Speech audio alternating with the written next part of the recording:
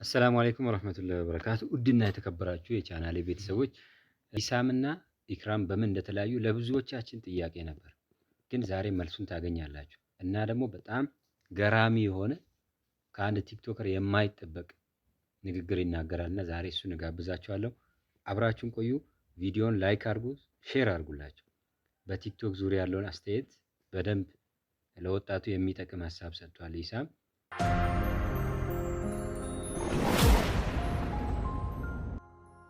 ኢክራም ጋር መስራት ተቋርጧል። አዎ ለምን አብራችሁ መስራት አልቻላችሁ? ያው እንደ የኢድ ፕሮግራም እንደሆነ መጠኑ እንደ ሙስሊም ለሴት ልጅ ከባድ፣ ለሴት ልጅ አሁን ያኔ ሀሳቧ ምንድነው? ሰክሰስ ነው መስራት፣ መታወቅ፣ ብር ማምጣት ምናምን ህይወትን መቀየር ነው። ግን ይሄ ደግሞ ስኬት ሲሳካልህ ደግሞ መልሰህ ወደ ምዕራፍ 2 የሚባል የላይፍ እንትን አለ አይደል? ማግባት፣ መውለድ ምናምን ለነሱ ትንሽ ስትሮንግ ነው የሚሆን። ሶ ከኔ ጋር እየሰራች ከሆነ ምናምን ይህን ነገር ማግኘት ቀላል አይሆን። መጨረሻ ላይ እየወሰን ነው በፍቅር ነው በጸም ምናምን አይደለም። መጨረሻ ላይ እየወሰን ነው ምንድነው በቃ መስራት እንደሌለባት። የተለያየ ሰው ጋር ብትሰራ ኢትስ ኖርማል፣ ይሄ ሰው ያንቺ ነው አይባልም። ግን ከኔ ጋር ብቻ እየሰራች ስለነበር በቃ የሆነ ነገር አላችሁ ነው የሚባለው።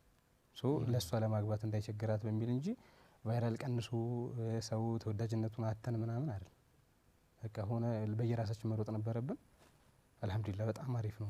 ምንም ጠብ የለም፣ ምንም ነገር የለም፣ ጸብ የለም። ግን አንዳንድ ጊዜ ብዙ ሰዎች ጥንድ ሆነው ሲሆኑ በጣም ይሳካ ነገር ይሆናልና እንደው አቻችሎ መስራት ቢቻል ጥሩ ነበር የሚል አስተያየት ነበረኝ። አዎ ሰው ግን ሰው የጎደለውን ነው የሚወደው። ለካፕል ኮንተንት እንትን የሚወጣው ለዛ ነው። ሰው ደስ ይላል ፍቅር ሲያይ ምናምን፣ እሱ የጎደለበት ስለሆነ ነው አብዛኛው። ገባ ያ ፍቅር ያጣ የተጎዳ ምናምን ስለሆነ ሁለት ሰው አንድ ላይ ስናይ ደስ ነው የሚለን።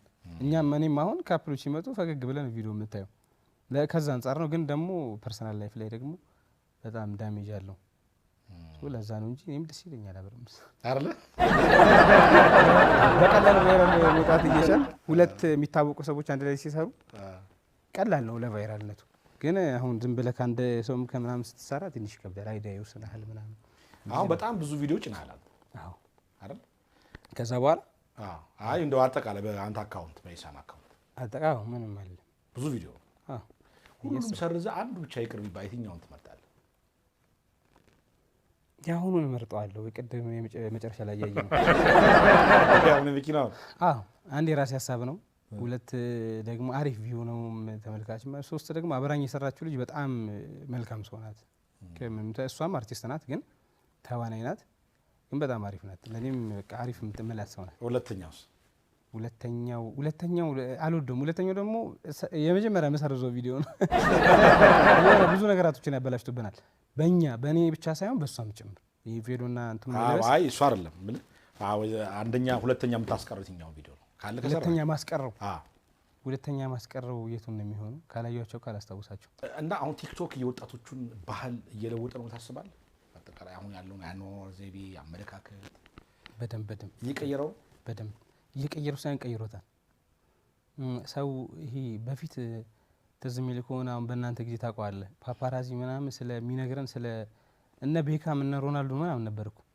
አሁን ስለ ሰው ራስህ ነው የምታማው እንትን ላይ እየገባ ቲክቶክ ላይ ምናምን በቃ ሀሜት ነው የምትሰማው። እና ሰው የቤተሰብ ፍቅር አጥፍቷል ብዬ አስባለሁ። ባይዘው እኔ ቲክቶከርም ብሆን ዳትማች ቲክቶክ ምቃረን ሰው ነው። ይሄ ለየት ያለ ሀሳብ ነው ያለኝ። እኔ ላይፌን ስላስተካከለው ምናምን ነገር ምደግፈው አይደለም። አንድ ፐርሰናል ቢቀር ለምን ታስብና አንተ ቲክቶክ ቢቀር በጣም ደስተኛ ነኝ። ባይዘው ግን አይመልሰውም ደግሞ ብዬ እፈራዋለሁ። አሁን ሰው ቲክቶክ ቢዘጋ ሌላ አፕሊኬሽን ላይ ይሄዳል እንጂ ቤተሰብ ጋር ይመለሳል ብዬ አላስብም። ካየህ እስኪ ልብ በላይ ልጆች ስልካቸው ላይ ናቸው። ኢቭን ወላጆች ራሱ በቃ አንተ መታይ ከሆነ እስኪ ነገር ክፈትልኝ ስልክ ገዝተህ ይሏል። ከፍተህ ትሰጣለህ። የለም የቤተሰብ ወሬ ይሄ እንደ ድሮ ጭቅጭቅ ንትርክ ምናምን ነገር የለም። ገባህ? ባልና ሚስቶችን ደግሞ ካየ ብዙ ትዳር ሀሳብ ለሀሳብ መቀያየር የለም። ትዳርም ደግሞ ካየ ብዙ ትዳር ያፈርሳል። ቪዲዮ ላይ እየታየ ጥርጣሬ እንድትጠራጠር ያደርግሃል። የሆነው ላይ ሲያደርግ ታይና የራስህን ሰው እንድትጠራጠር ያደርግሃል ምናምን ከብዙ ነገር አንጻር ማለት ነው። ሳይድ ኢፌክቱ ለእኛ ሀገር በጣም ሳይድ ኢፌክት አለው። ለሰሪው ግን እንደ ቲክቶከር ካወራን ግን ለእኛ በጣም ጠቃሚው ነው። ኢዚሊ ኢንካም አለው፣ ብዙም ልፋት አይፈልግም።